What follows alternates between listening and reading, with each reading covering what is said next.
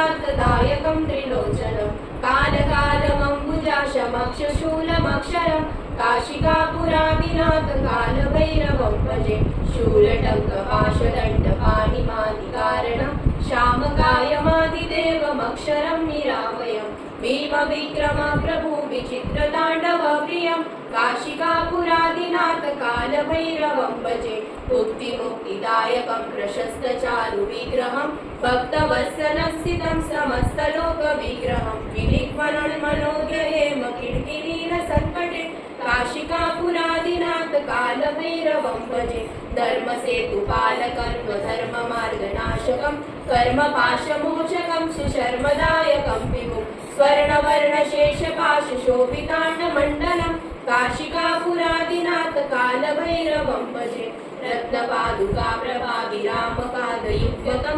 नित्यमग्निमिश्रदैवदैवरञ्जनं मृत्युदर्पणाशनं करालद्रौषमोक्षणं काशिकापुरादिनाथ कालभैरवं भजे अट्टहासभिन्नपद्मजालघोषसङ्कटी सृष्टिपापनष्टपापजालमुग्रशासनम् अष्टसिद्धिदायकं कपालमालिकाधरं काशिकापुरादिनाथ कालभैरवं भजे कालभैरवाष्टकं